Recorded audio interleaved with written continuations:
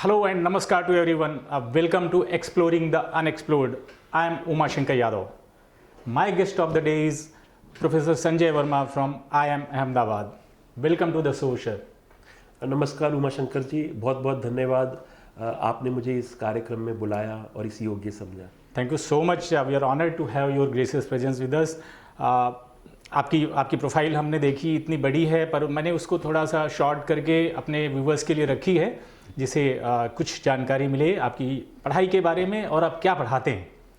तो संजय वर्मा साहब की प्रोफाइल है। Doctor Sanjay Verma has done his fellowship from IIM Calcutta and has been professor in prestigious Indian Institute of Management Ahmedabad for over 2 decades now in the field of MIS, that is Management Information System. His other areas of interest are customer relationship management, retail, knowledge management and business intelligence analytics with application in marketing and operations. He has served as an independent director in the boards of Punjab National Bank as well as the Punjab and Sindh Bank for the implementation of functional strategies in these banks. Currently, he is in the board of governors of IIM Rohtak. Besides teaching, we'll be talking about all these things. He loves long drives, music and mountains. Sir, once again, welcome to the show. Thank you. अब हम आपसे ये जानना चाहेंगे, हम आपसे request करेंगे कि आप हिंदी, अंग्रेजी या जिस भी भाषा में जवाब देना चाहें आप दे सकते हैं। मैं प्रेफर करूंगा कि आप हिंदी में जवाब देंगे तो बहुत अच्छा है। मैं जितना आपको जानता हूँ, जितना आपके बारे में पढ़ा है, ऐसा लगता है कि you are a very romantic person. अब आप मुझे ये बताइए, you have been travelling to mountains, different terrains, how you romance with the nature, particularly mountains, rivers, flora and fauna there. इसके साथ आपका कैसा रोमांस है? आपको जब भी मौका मिलता है आप चल पड़ते हैं बिना बताए हुए, बिना प्लान किए हुए, तो ये क्या संबंध है आपका? नहीं, इसमें दो चीज़ें हैं। एक तो मुझे सिर्फ पहाड़ों से ही प्यार नहीं है, मुझे पूरे नेचर से प्यार है। तो मैं पहाड़ों में पिछले 2 साल में पहाड़ बहुत हुए हैं, पर मैं समुद्र में भी बहुत जाना मुझे अच्छा लगता है, और नदियों पे, रेगिस्तान में जाना। तो मुझे जहाँ पे भी मौका लगे, जंगलों में, मैं हर जगह जाना चाहता हूँ और जाता भी हूँ। पर पिछले कुछ समय से पहाड़ ज़्यादा हुए हैं, और मैं पहाड़ को और नेचर को मैं ऐसा नहीं सोचता कि मैं, मतलब जैसे रोमांस, मुझे मालूम नहीं इंग्लिश में वो जो शब्द है उसका प्रयोग जिस तरह से होता है। हाँ। पर मैं उसको मतलब ऐसा समझता हूँ कि मैं पूजा करता हूँ उसकी। तो पहाड़ों के चरण छूने या नदी पे या समुद्र पे माथा टेकने। So romancing with God mainly. भगवान, प्रकृति आप कह सकते हैं, जो प्रकृति की पूजा करने जहाँ पे भी, तो मैं उसको उस तरह से देखता हूँ। तो अगर मैं ये जानने की कोशिश करूं कि जो लोग आप जैसे भगवान मानते हैं प्रकृति को, और उसमें बहुत अच्छी बात है, बहुत सारे लोग ये प्रकृति ही हमें सब देती है, उनको भगवान ही मानते हैं। तो जो लोग प्रकृति को की पूजा करते हैं या उनको प्यार करते हैं, उसको पसंद करते हैं, वहाँ जाते हैं, उनसे अकेले में बैठते हैं, बातें करते हैं पेड़ों से। मैंने देखा आपको कितने बार आप नदियों के किनारे बैठ जाते हैं, पेड़ों के नीचे अकेले बैठे रहते हैं, अब क्या सोच रहे होंगे। तो ये जो लोग होते हैं और जो लोग कभी इन चीज़ों के नज़दीक में नहीं गए हैं, आपको क्या लगता है उन लोगों की सोच में क्या फ़र्क होता होगा? मुझे ऐसा लगता है कि जब आप ऐसे प्रकृति में जाते हैं तो आप देखते हैं कि इंसान उसके कितना करीब आ सकता है, और किस तरह से हम जो हमारा एक घर है, जिस प्रकृति के गोद में हम रहते हैं या हमें रहना चाहिए, हम बड़े होते हैं, उसको ही हम किस तरह से नुकसान पहुंचा रहे होते हैं। मतलब आज अगर मुझे जंगल में जाना हो कोई भी, तो कम से कम मुझे लगता है 200-300 किलोमीटर की यात्रा मुझे करनी पड़ेगी, जबकि जंगल तो हमारे आसपास होने चाहिए थे। हाँ। प्राकृतिक रूप से, पर हम उनको नष्ट करते हैं, वहाँ पे या तो खेती करते हैं या शहर बना देते हैं। तो वो प्रकृति जो है हमसे दूर होती जा रही है।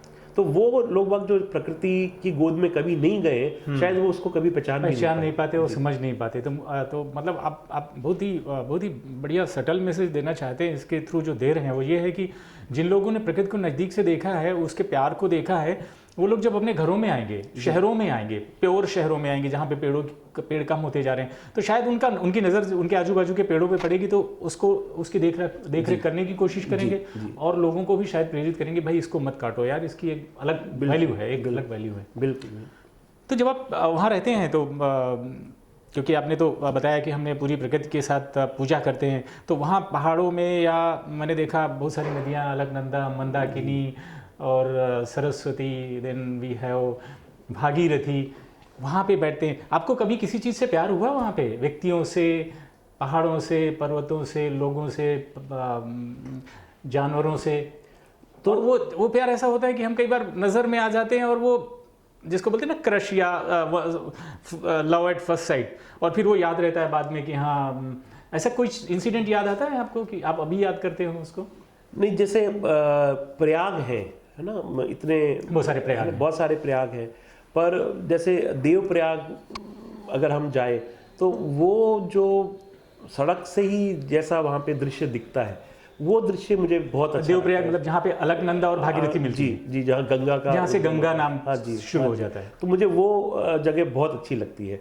और अभी जब हम मई में हम साथ में गए थे, जो मंदाकिनी नदी के बीच में हमने बैठ के जो काफ़ी बातें भी करी थी, पर मुख्य बात है कि नदी में जाकर बैठना और उसको इतनी देर तक हम उसको आनंद उसका जो लेते रहे, तो वो ऐसी जगह जिसको शायद मैं वापस जाना चाहूँगा, जहाँ पे बैठ के, क्योंकि बड़ा बड़ा निर्मल दृश्य था और ऐसा लगता था जैसे कि आपको कोई चिंता नहीं है, कोई तनाव नहीं है, आपको कुछ काम नहीं है, आप वहीं बैठे रहिए, कहीं से खाना आता रहे, खाते रहिए और बस अपनी जिंदगी को, मतलब पहाड़ों से अगर कोई होके आता है तो उनको ऐसा लगता है कि नदियों की प्योरिटी के बारे में, शुद्ध हवा के बारे में, और जो स्नो दिखती है, अगर आप वहाँ तक गए हैं, स्नो जहाँ पड़ रही है, वाइट एटलीस्ट दूर से भी दिखती है, ये चीज़ें यहाँ नहीं दिखाई पड़ेंगी, मतलब गाँव शहरों में नहीं दिखाई पड़ेंगी। ये चीज़ें इंसान को एक अलग लेवल पे लेके जाती है, सोच में, थॉट प्रोसेस में, ये बदलाव आता है, मुझे ऐसा लग रहा है। बिल्कुल। और वो शायद अपने आप को थोड़ा कंप्लीट महसूस करने की कोशिश करने लगता है जब वो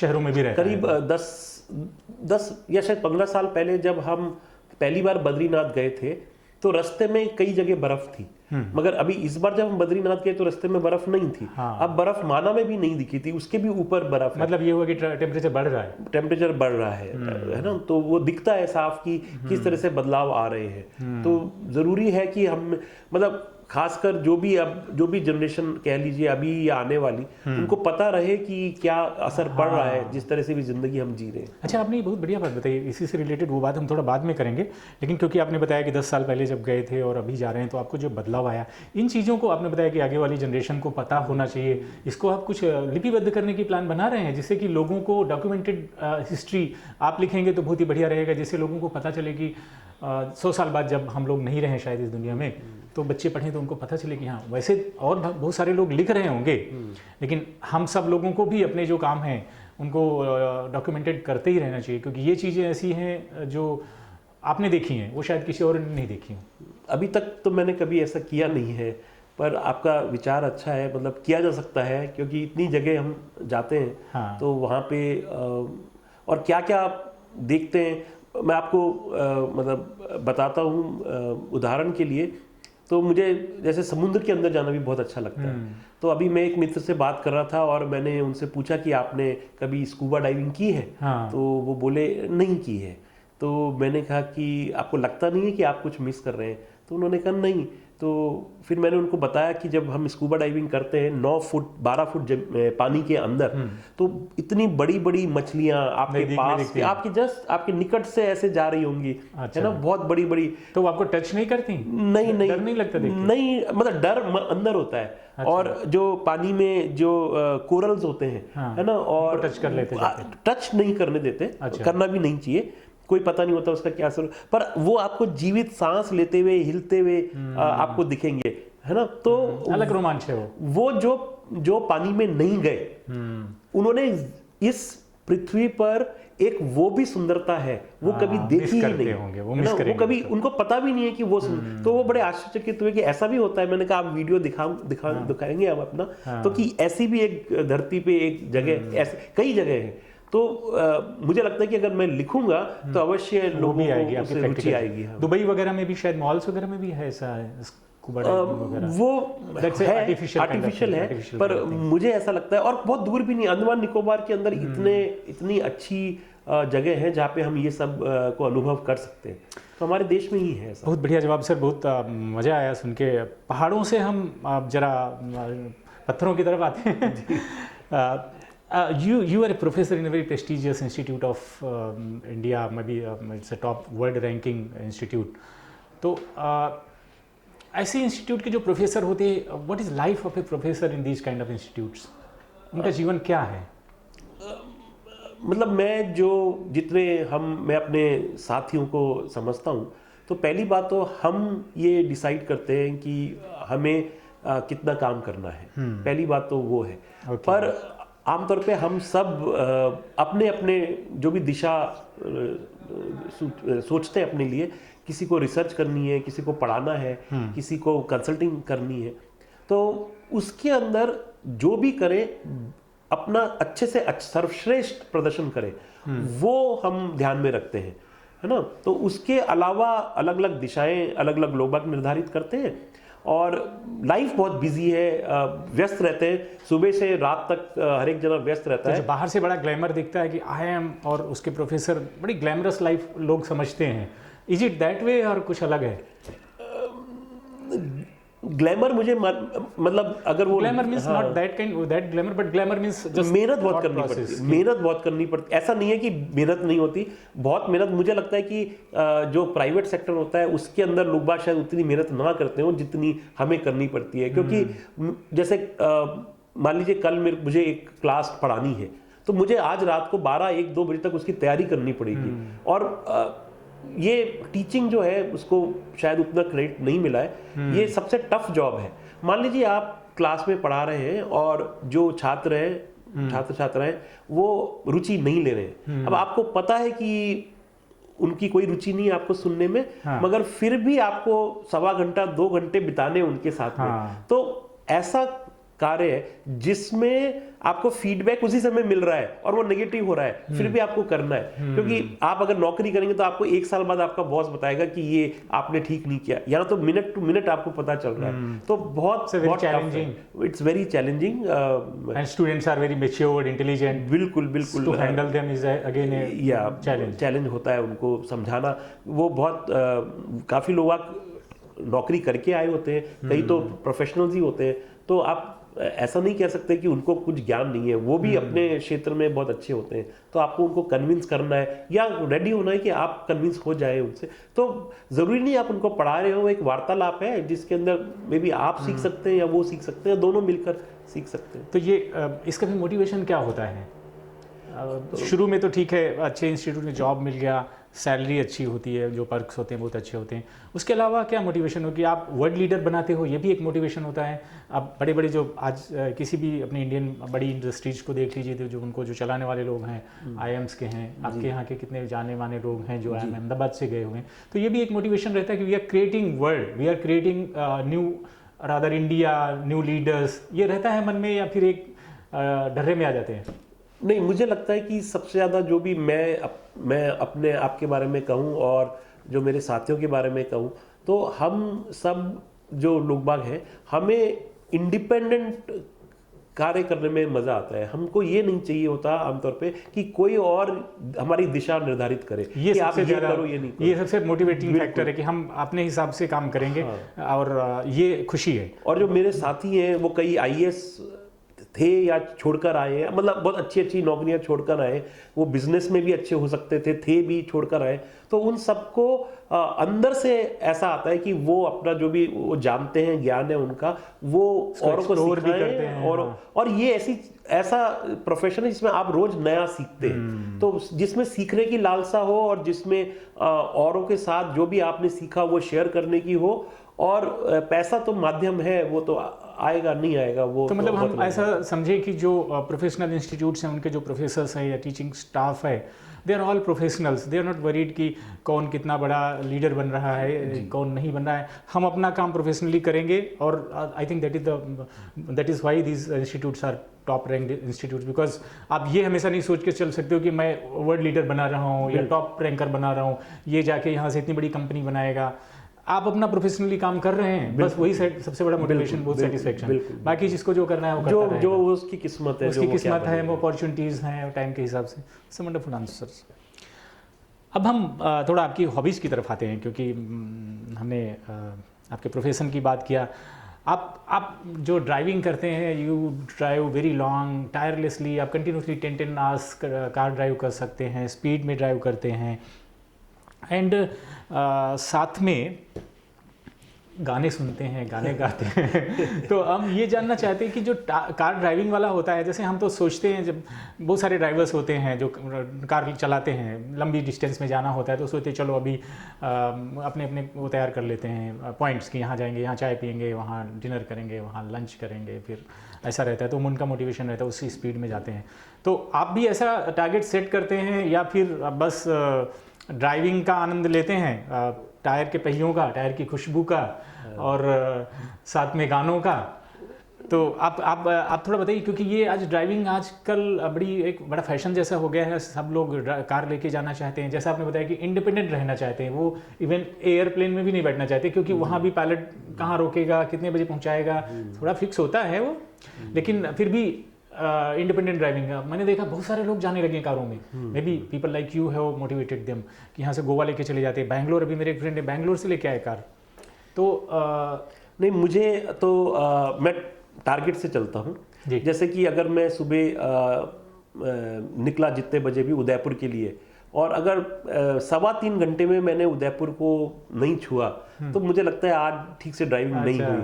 तो या फिर जैसे मैं पहले मेरी बच्ची अजमेर में पढ़ती थी, तो अगर जब मैं निकला और 4 बजे अजमेर नहीं पहुंचे और 5 बजे अगर जयपुर नहीं पहुंचे, तो मज़ा नहीं है। तो फिर जैसे सुबह निकलते तो हम ये सोचकर निकलते हैं कि लंच हम इस जगह रेस्टोरेंट पे करेंगे 1 बजे के आसपास, और जो डिनर है वो हम किशनगढ़ में करेंगे इतने बजे के आसपास। तो मेरे दिमाग में ये रहता है कि आज मुझे इस समय रास्ते में इस जगह में ये थोड़ा खाना पीना है, ये चखना है। जनरली आप टाइम मेंटेन कर ही लेते हैं। हाँ, टाइम मेंटेन करके 2, 4, 10 मिनट, 15 मिनट, आधा घंटा से ज़्यादा फर्क नहीं आता है। बिल्कुल बिल्कुल बिल्कुल।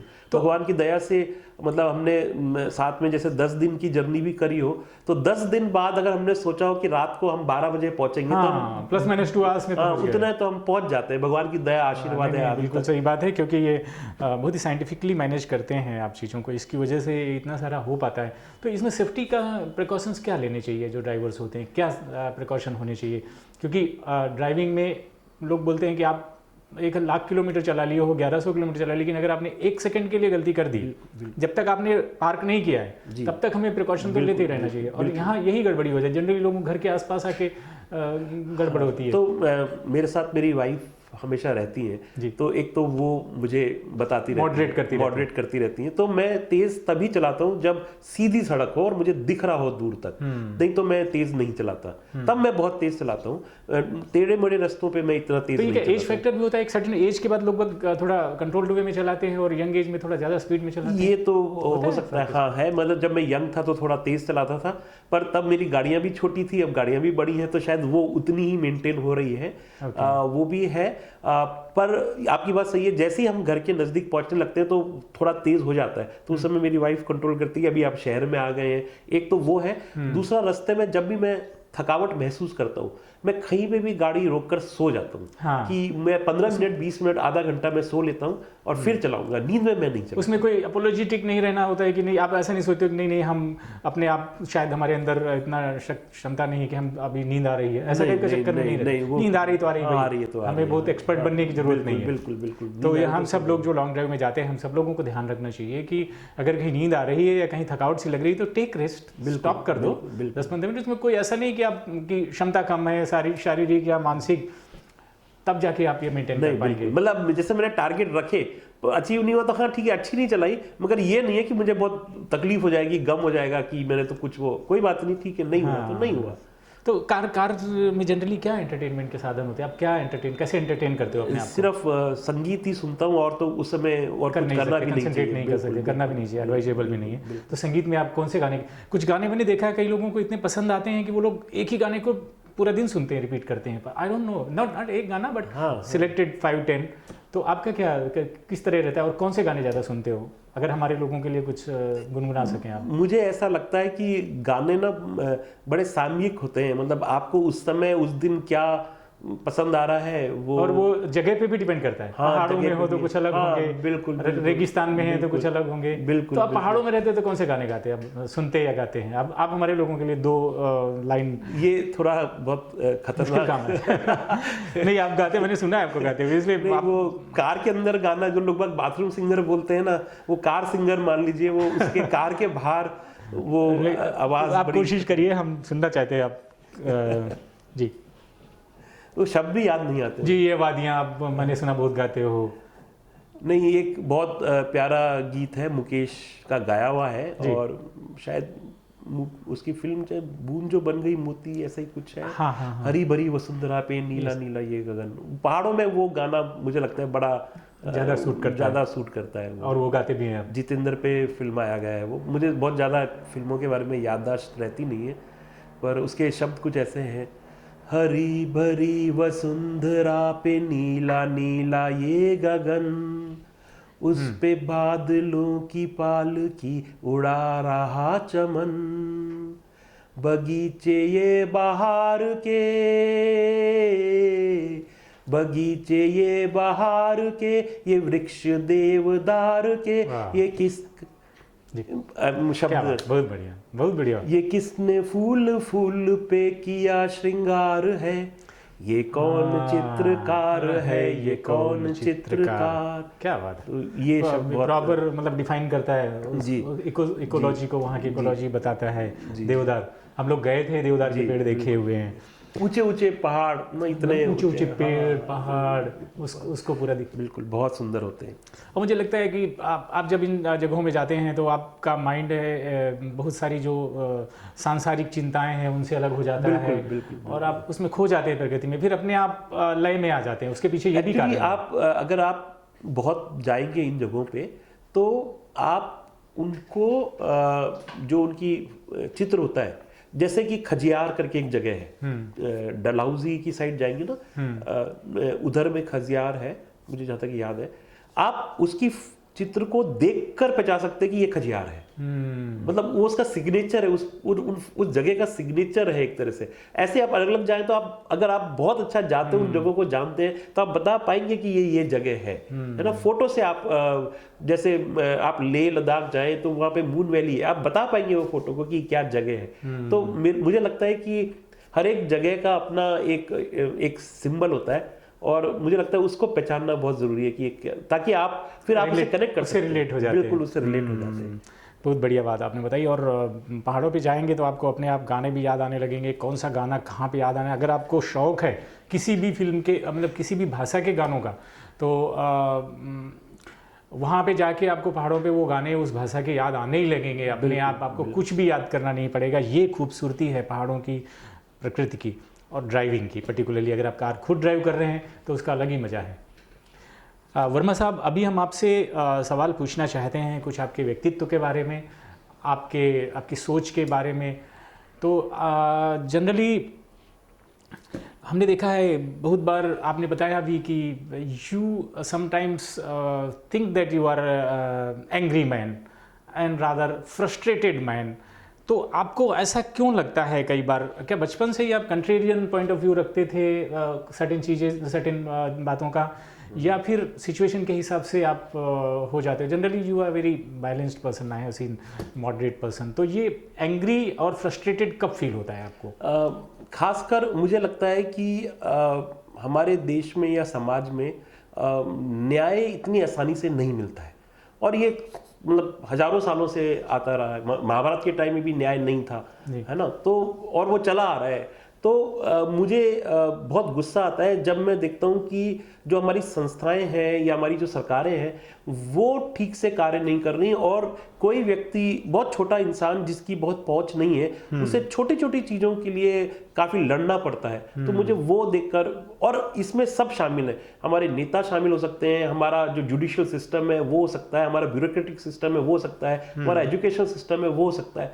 तो हर जगह मुझे ऐसा लगता है कि उसमें कमियां होती हैं, उसको पूरे करने की कोशिश करनी चाहिए, पर हम वो कमियों को बढ़ाने में जब उसका साथ देते हैं तो मुझे बहुत ज्यादा गुस्सा आता है वो देख। गुस्सा इसलिए भी आता है कि हम शायद कुछ ज्यादा कर नहीं पाते हैं। हाँ, बहुत ज्यादा कुछ कर नहीं पाते, मतलब लड़ने से भी कुछ बहुत, मतलब या तो क्रांतिकारी बन जाइए तो हो सकता है, उसके लिए शायद मैं सक्षम नहीं हूँ, और बदलने के लिए भी सक्षम नहीं हूँ। फिर भी जहां तक मेरी कोशिश होती है मैं लड़ता हूँ, कभी कुछ कर पाता हूँ तो ठीक है, नहीं कर पाता हूँ तो मैंने अपने आप को संतुष्टि मिलती है कि नहीं, हमने स्टेटस को या जो भी गलत दिख रहा था उसको हमने एक्सेप्ट नहीं कर लिया। मेरे एक बहुत अच्छे मित्र हैं, जब भी मैं कभी लड़ने लगता हूँ तो बोलते हैं, संजय तुम इतना गुस्सा मत करो, अगर ऐसा करोगे तो रात को नींद नहीं आएगी, अगर दिमाग में गुस्सा रहा। तो मैं उनको बोलता हूँ, मित्र, अगर मैं जहां मुझे गलत लगता है वो अगर गलत नहीं कहूंगा तो मुझे रात को नींद नहीं आएगी।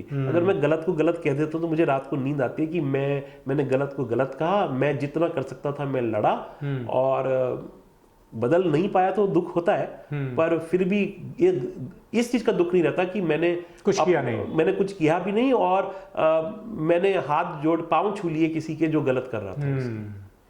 आई थिंक अगर इसी बात पे हम और बात ऐड करना चाहें कि देखिए, अगर हमें एक रात की नींद बिगाड़नी भी पड़े इसके लिए, तो नींद तो हम ले ही रहे हैं ना, पूरे जितनी जिंदगी है रात में सोते हैं, दिन में अगर एक रात में नहीं सोए किसी बात को लेके तो ठीक है यार जी, एक रात नहीं सोए जिंदगी भर सोते रहे, जिंदगी भर सोते रहे। और आपने बहुत बढ़िया बात बताई, मैंने कहीं एक कहानी छोटी सी पढ़ी थी, वो यही था कि एक चिड़िया जब जंगल में आग लगी थी तो वो अपनी चोंच से लाके पानी डाल रही थी पहाड़ जंगल को बुझाने की, तो हंस रहे उसके ऊपर, मजाक बना रहे हैं, अरे तुम्हारे चोंच के पानी से क्या होगा, हमारे फायर टेंडर लगे हुए हैं, लाखों लोग लगे हुए हैं। तो बोली, जब ये इतिहास लिखा जाएगा इस जंगल का और इस आग का जी, तो उसमें मेरा नाम आग बुझाने वालों में लिया जाएगा। जी जी जी, भले हम बहुत ज्यादा नहीं हुआ, लेकिन हमारा इतिहास तमाशा देखने वालों में नहीं। रामायण में भगवान राम और गिलहरी, भगवान राम का गिलहरी पे स्नेह का भी वर्णन है। वो सब वानर और भालू वगैरह जब पुल बना रहे थे तो वो गिलहरी भी छोटी छोटी सी फुदकती हुई पत्थर ले जा रही थी, तो सबने कहा ये इससे हमको, हम आज इसीलिए उसकी बात कर रहे हैं। वो उसका वर्णन है, बिल्कुल वर्णन तो है। अगर आपने थोड़ा सा भी कहीं भी मदद किया है, चींटी के बराबर भी, चोंच के बराबर भी, तो आपका नाम इतिहास में अच्छे कामों में लिखा जाएगा। ये नहीं कि तमाशबीन में लिखा जाएगा या खराब काम करने वालों में लिखा जाएगा। और मतलब हमारा सवाल भी, अगला सवाल भी इसी से जुड़ा था, पर आपने इसका जवाब दे दिया है। पर इसी से रिलेटेड अगर हम ये बात पूछें कि अगर आपको जो दिख रही हैं बहुत सारी, आपने बताया कि जिनसे आपको दुख होता है, उनमें से किसी चीज़ को चेंज करना हो तो आप किसको चेंज करना चाहेंगे, या कुछ चीज़ों को चेंज करना चाहें तो कहाँ पे आपको लगता है कि सबसे ज़्यादा हमें इस पे काम करना चाहिए? मैं समाज की बात कर रहा हूँ, सिविल सोसाइटी की बात कर रहा हूँ, अथॉरिटीज़ की बात नहीं कर रहा हूँ, क्योंकि हम सब सिविल समाज के लोग भी बहुत सारी अपनी आदतों की वजह से हम समाज को भी खराब करते हैं। तो सिविल समाज के लिए आप क्या संदेश देना चाहेंगे? मेरे हिसाब से जो एजुकेशन सिस्टम है उसको, एजुकेशन सिस्टम मतलब जो हम बच्चों को पढ़ाते हैं, वैल्यू सिस्टम वो देने जरूरी है। वो अपने आप आगे सब सुधार लेता है। बिल्कुल, मतलब अब हम, और मैं अपने लिए भी कहूँगा कि हम अपने पुराने जो ग्रंथ हैं उनसे दूर होते जा रहे हैं, है ना, जो वेद है या रामायण या महाभारत। तो मुझे लगता है कि अगर हम बच्चों को वो पढ़ाएं, जैसे उदाहरण के लिए अगर हम बच्चों को महाभारत के कुछ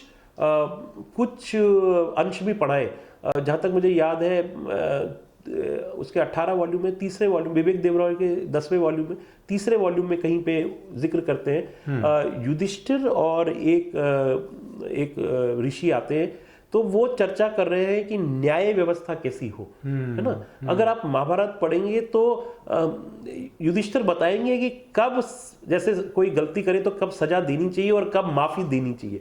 अब न्यायिक व्यवस्था इतनी प्यारी, या ऐसी जिक्र है उसमें कि कैसे टैक्सेशन होना चाहिए, सरकार कब टैक्स लगाए, किस तरह के टैक्स लगाए।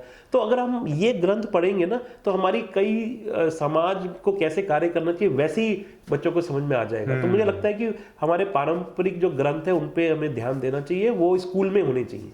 हाँ, तो मतलब ये हुआ कि अगर स्कूल से ही हमें वैल्यू सिस्टम जो कि आप भी उस टाइम पे पढ़ के आए, हम भी उस टाइम पे पढ़ के आए हैं, मुझे लगता है वो बहुत बहुत ज़्यादा आगे मदद करती हैं चीज़ों को बनाने में। बिल्कुल क्योंकि हमें कई बार वो महसूस होता है कि वो जो वैल्यू सिस्टम था, एजुकेशन सिस्टम था, कि नहीं हम गलत काम हुआ या कुछ भी काम है अनएथिकल करने के पहले 100 बार सोचेंगे। ऐसी बोर्ड है उसमें 10th में और 12th में मुझे अच्छी तरह, मुझे जहाँ तक याद है, शेक्सपियर के नॉवेल्स होते हैं, टेम्पेस्ट या कुछ ऐसे। मुझे लगता है ऑफ कोर्स उससे लिटरेचर, अंग्रेजी का ज्ञान बड़ा अच्छा होता है, मगर उसके बजाय अगर हम गीता शायद बच्चों को उस समय समझ में ना आए, मगर फिर भी महाभारत या रामायण या कुछ ऐसा लगाए या इसके साथ में लगाए तो काफ़ी बेहतर होगा। मतलब ये जनरली बोर्ड एग्जाम वाले मेरे सिलेबस में नहीं है। बिल्कुल सिलेबस में नहीं है, बिल्कुल भी नहीं है, बिल्कुल किसी भी बोर्ड में नहीं है, बिल्कुल भी नहीं है। आई थिंक ये बात आपकी आज जैसा बोल रहे हैं लोगों तक पहुंचेगी तो शायद कुछ ना कुछ जरूर आगे बढ़े। इसके साथ हम हमारा जो पहला सेगमेंट है जिसको हम एक एलाबोरेटिव राउंड बोलते हैं वो ख़त्म होता है। अब हम आते हैं रैपिड फायर राउंड जिसमें 10 सवाल हैं, आपको एक शब्द में या एक सेंटेंस में या एक वाक्य में जवाब देना है। आप ज़्यादा भी ले सकते हैं, कम भी ले सकते हैं। अभी तक आपने जितने जगहें देखी हैं, पहला सवाल है जी, the most beautiful place you have visited so far. Badrinath. Badrinath एक जगह है भविष्य बद्री, वो बहुत सुंदर लगा था मुझे। बद्रीनाथ की भी थोड़ा मतलब जोशीमठ से आगे जाते हैं, बहुत सुंदर जगह थी वो प्रकृति वाइज या मतलब उसकी लोकेशन और प्रकृति वाइज अगर आप कहेंगे तो खजियार जो मैंने नाम लिया वो बहुत सुंदर जगह है। और ये जो आप बता रहे इसमें धार्मिक जो आस्था है वो भी साथ में ऐड हो जाती है। आदि ये जो भविष्य बद्री उसमें धार्मिक आस्था भी है और प्रकृति तो है। अगर सिर्फ नेचर देखना है, प्रकृति देखनी तो खजियार बहुत खजियार। हमारे साथ में जो दूसरा सवाल रैपिड फायर राउंड का है, इसका आपको जवाब देना ही पड़ेगा। पहाड़ों में, हम थोड़ी देर पहले आपसे बात कर रहे थे, आप कौन से गीत गुनगुनाते हैं ज़्यादा? ये सवाल आपका इस राउंड में भी है, इसलिए आपको मैंने आपको उत्तर दिया ही था, पर एक गीत नहीं होता है ऐसा। हाँ, बहुत होते हैं, ऐसा बहुत सारे गीत होते हैं। पर आप एक बताइए कोई भी जो भी आपको याद आए कि पहाड़ों पे हम जाते हैं तो हमें ये याद आ जाता है और हम खो जाते हैं, तो लोग बाग अपने लिए एक साधन ढूंढ लेते हैं कि हाँ हम इस तरह से एंजॉय करेंगे पहाड़ों को। नहीं, वो एक गीत एक से तो नहीं हो सकता। हो भी नहीं सकता। और आप जब पूछेंगे ना तो गीत भी याद, ये तो जैसे ना परीक्षा में सवाल पूछता था टीचर तो कुछ भी याद ही नहीं आता था तो ये रैपिड राउंड में तो अवश्य फेल होने का ही, वैसे भी हमको बहुत बिल्कुल आपको जब याद आए तो आप बता सकते हैं। हम आगे से अगले सवाल की तरफ चलते हैं। एक सवाल हम आपसे और जानना चाहते हैं, जो हम लोग हैं जो जिन लोगों ने पहाड़ों पे देखा है, पहाड़ों के इकोसिस्टम को देखा है, और जिन लोगों ने कभी नहीं देखा है, उनका जो थॉट प्रोसेस है या जो वर्ड व्यू है उसमें कितना फ़र्क होता होगा और वो कितना वर्ड के लिए फ़ायदेमंद या नुकसानदायक हो सकता है? मुझे लगता है कि अगर और मैं फिर से आपका ध्यान थोड़ा पहाड़ों से हटाकर और सब जगह ले जाना चाहूँगा कि पहाड़ों में, समुद्र में, रेगिस्तान में, जंगलों में आप जाएं, आप अपने बच्चों को ले जाएं, है ना, तो आपको जनरल नॉलेज, बायोलॉजी, ज्योग्राफी बच्चों को पढ़ाने की जरूरत नहीं पड़ेगी।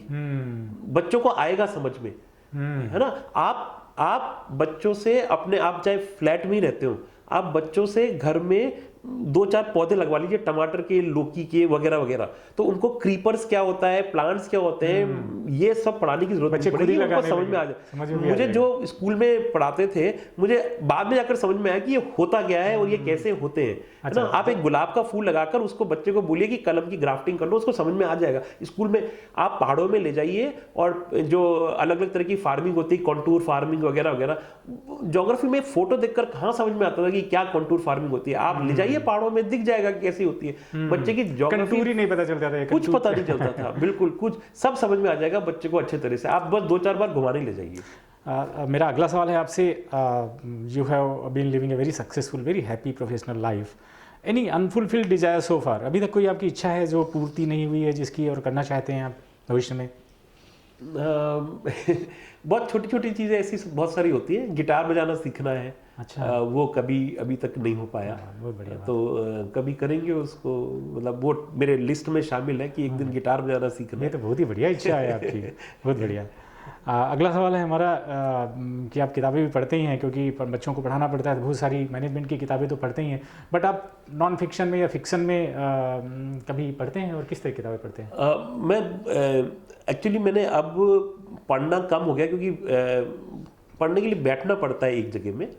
पर फिर भी जहाँ तक कोशिश हो मैं ऐसा करता हूँ। पर मैंने अब किताबों को सुनना शुरू कर दिया है आजकल। तो ऑडियो सीरीज आ गई हैं, तो मतलब आप एटलीस्ट आप आंखें बचा सकते हो, यू कैन कीप लिसनिंग, बिल्कुल रिलैक्स भी कर सकते हो। बिल्कुल this is good idea. Audio books पे हम लोगों को कंसंट्रेट मैंने करीब पिछले 2 साल में पूरी महाभारत पढ़ी। अच्छा, पूरी महाभारत ऑडियो में, मतलब सुनी, पूरी महाभारत सुनी। गीता, भगवत गीता 3 बार उसको मैंने सुना, रामचरितमानस 1 बार सुना, और अभी मैं वेद और उपनिषद क्या होते हैं वो समझने की कोशिश कर रहा हूँ। तो पहले तो मैंने उसको थोड़ा जो बड़े लोगों के लिए होता है वैसा, फिर मैंने बच्चों के लिए जो बुक होते हैं उससे शुरू किया, ताकि वो थोड़ा नीचे के लेवल से समझ सकूं कि आसानी से कि क्या फ़र्क होता है इनमें। तो वो भी है, और फिर जब कभी पुस्तकें होती हैं तो वो भी पढ़ता रहता हूँ। अब मेरा एक सवाल ऐसा है जिसका आपको जवाब बताना है कि लोगों को भी बहुत फ़ायदा होगा। How do you cope up with melancholy in life? Like जो सैड स्टेट होती है, when you become sad, because everybody has different kind of situations in life. जब आप दुखी होते हो किसी बात से, तो जनरली हम सबका अपना एक तरीका होता है उनसे बाहर निकलने का। कोई फिल्म देखने चला जाता है, कभी किताबें पढ़ते हैं, कभी कुछ। आप कैसे अपने सैड स्टेट ऑफ अफेयर्स को मैनेज करते हैं? मैं आमतौर पे दुखी होता नहीं हूँ, मतलब मैं बहुत ऐसा ज़्यादा दुख लेता ही नहीं हूँ अपने आप पे। हाँ। और अगर फिर भी हो भी कभी, तो मुझे लगता है कि मैं बस आराम से चुप बैठ जाऊँ बगीचे में कहीं पे, और देखता रहूँ। तो मतलब ये दुखी ना होना कैसे मैनेज होता है कि आपको कोई जो बड़े संकट होते हैं, कभी पारिवारिक, कभी आर्थिक तो हम नहीं अभी कह सकते स्टेज पे आके, पारिवारिक, सामाजिक, प्रोफेशनल, समटाइम्स सेटबैक्स, वो सब जो होते हैं बड़े, मतलब अब इतना बट टेम्परेरी होते इतने साल में सीख लिया कि सब टेम्परेरी आएगा जाएगा। हाँ, ये 2 घंटे, ये दिन भी गुजर जाएगा। हाँ, ये भी गुजर जाएगा। This is the best formula. और खासकर जब आप बहुत बुरा देख चुके हो, तो छोटा मोटा बुरा कुछ लगता ही नहीं है कि इससे बुरा, बहुत बुरा देखा है। ये बात हम सबको ध्यान रखेंगे। आपने बहुत बढ़िया बात की कि आपने जब बहुत बुरा देख लिया हो तो फिर उससे बुरा क्या हो। हाँ बिल्कुल। तो मुझे लगता है कि समस्या उन लोगों की है जो कभी फेल नहीं हुए, जिन्होंने कभी दुख जीवन में देखा नहीं हो, और जिसने देखा है बचपन से कोई फर्क नहीं, पेरेंट्स का या फिर, और ये बड़े बड़े दुख होते हैं इंसान के लिए। अगर ये देख लिया है किसी ने तो फिर कोई फर्क नहीं पड़ता, फिर किसी छोटे मोटे दुख से फर्क नहीं पड़ता है, मैनेज हो जाते हैं। बहुत बढ़िया। अब क्योंकि बच्चों की बात कर रहे थे हम थोड़ी देर पहले कि उनको एथिकल वैल्यूज और होनी चाहिए, तो आपने अपने बच्चों को कोई कौन सा एक ऐसा गुण दिया है जिसको आपने बताया है कि इसको कभी नहीं छोड़ना, इसको ज़रूर अपने पास रखना, फॉलो करना? वन क्वालिटी और may be one virtue which you want that your children should always follow and you have taught them. क्या दे पाया नहीं वो बच्चे बता सकते हैं, मैं नहीं कह सकता। कोई टारगेट करके कोई ऐसी बात नहीं, मैंने इसको तो ध्यान रखना ही। मैंने कभी उनको कुछ भी नहीं बताया, मतलब मैंने कभी उनको करियर के बारे में या कभी उनको कैसा बनना है, मैंने कभी उनको नहीं, वो गलत भी कर रहे हो तो आपके हिसाब से उनका ग्रेटेस्ट वर्च्यू क्या है आपके बच्चों का? वो हर एक चीज को क्वेश्चन करते हैं। अच्छा, मतलब वो कोई भी चीज इंक्विजिटिव है। हाँ, इंक्विजिटिव अलग या क्यूरियोसिटी ज़्यादा। हाँ, मतलब अगर मैं उसको कुछ बोल दूंगा तो वो आदेश मान के नहीं मानेंगे, वो पहले उसको लॉजिकली आर्ग्यू करेंगे और समझेंगे कि मैं ठीक हूँ। अगर मैं गलत हूँ तो वो बोल देंगे आप गलत हो, हम ये एग्री नहीं। इंडिपेंडेंट माइंड है, बहुत इंडिपेंडेंट माइंड है। ये नाइस। और वो कई बार पेनफुल भी हो सकता है, पेनफुल हो सकता है, बट जीवन में आगे बढ़ने के लिए इंडिपेंडेंट माइंड होना बहुत जरूरी है। अगर आप फॉलो करोगे तो कुछ नहीं करोगे। बिल्कुल बिल्कुल बिल्कुल। So we are coming to almost end. We have another 2-3 questions for you.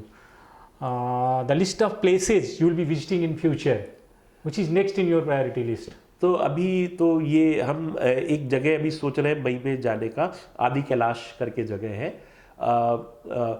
हम जाएंगे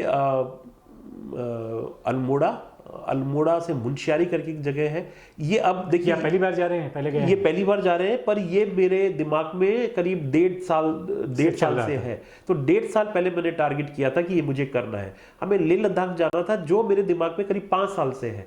तो ये टारगेट्स हैं मेरे कि एक दिन लेह लद्दाख अपनी कार चला के जाना है।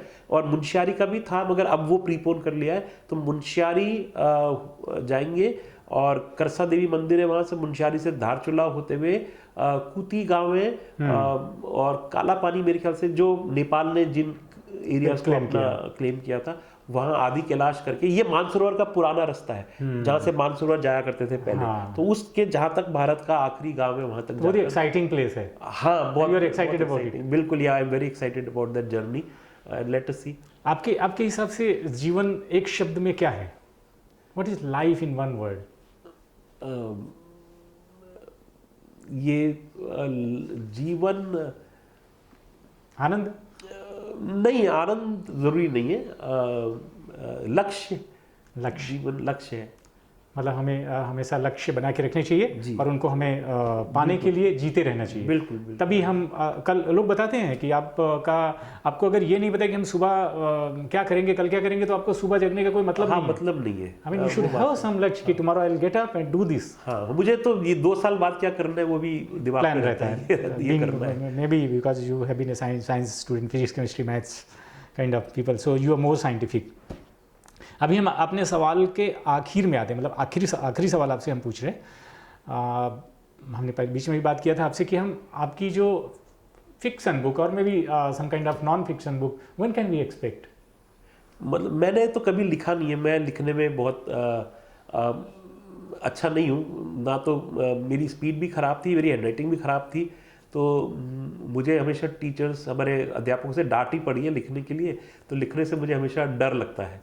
अब ऐसे तो ऑडियो लिखना भी हो गया, अब वो ऐसा आ गया है, you can keep speaking and writing हो जाए। और आप जैसे आप ऐसा बता रहे हैं कि लिखना चाहिए, तो अभी दिमाग में ये आया है, तो अभी शुरू करेंगे, और कभी ना कभी भगवान की मुझे ऐसा लगता है कि हर इंसान की का जीवन और आप जैसे लोगों का जीवन बहुत ही खूबसूरत जीवन होता है, बहुत सारी चीज़ें लेके आता है, और ये चीज़ें कहीं ना कहीं रखनी चाहिए, डॉक्यूमेंटेड होनी चाहिए, जो आने वाले 500 सालों में, हज़ारों सालों में लोगों को एक पता चलेगा कि जीवन कैसा। मुझे मतलब एक कभी कभी किताब लिखने की इच्छा होती है, जिसमें मैं अपने ज़िंदगी के जो प्रसंग हैं, अलग अलग तरह के, कई बड़े उसमें हास्यपद भी हैं, उन सबको उनको भी डॉक्यूमेंट कर। देखिए, मेरा अपना मानना है, मैं सब जितने भी हमारे सुनने वाले लोग हैं सबको बताना चाहूँगा कि कुछ चीज़ें ऐसी होती हैं हमारे जीवन की 40% या रादर 60%, जिनको आप लिख के पब्लिश नहीं कर सकते, मतलब पब्लिक में नहीं दे सकते, लेकिन उन चीज़ों को भी लिख के आप नहीं, मुझे उसमें मुझे अपने कुछ चर्चा करने में, जिसमें लोग बाग मेरी बातों पे हंसे मुझ पे, मुझे उसमें कोई परेशानी नहीं होती है। तो मैं वो शेयर कर सकता हूँ आराम से, जो मैंने ऐसी हरकतें करी हो। उन चीज़ों को भी जरूर करना चाहिए। हमें लगता है कि एक बार लिख के जरूर देना चाहिए, क्योंकि वो जो अनुभव है अगर साथ में इंसान के चले गए जब भी हुआ, तो फिर वो बहुत ही इंपॉर्टेंट चीज़ें होते हैं। उनका हम सबको, हम सभी लोगों को यही बता दें कि अपने जीवन की डॉक्यूमेंटेड हिस्ट्री तो जरूर करते रहिए। And sir, thank you so much, it was pleasure talking to you. अब हमारे यहाँ आए, आपका बहुत बहुत धन्यवाद। Thank you so much for listening and watching this show. This show is available on www.youtube.com/C/Ahmedabad International Literature Festival, on Twitter at AHM Lit Fest, and on Facebook Ahmedabad International Literature Festival. This will always be available. आप लोग सुनते रहिए, and मैं आप सभी लोगों का बहुत बहुत धन्यवाद देना चाहता हूँ, शुक्रिया कहना चाहता हूँ। हमारी तरफ से आप सब लोगों को बहुत बहुत शुभकामनाएं कि हमें इस प्रोग्राम को इतना प्यार देते हैं, आप लोग इतना सपोर्ट करते हैं, और हमने बहुत सारी लंबी जर्नी तय की है इसके साथ में। होपफुली हम इसके साथ में और भी बहुत सारे जोड़ते रहेंगे और आप लोगों तक लाते रहेंगे। आप देखते रहिए। अगले प्रोग्राम तक नमस्कार।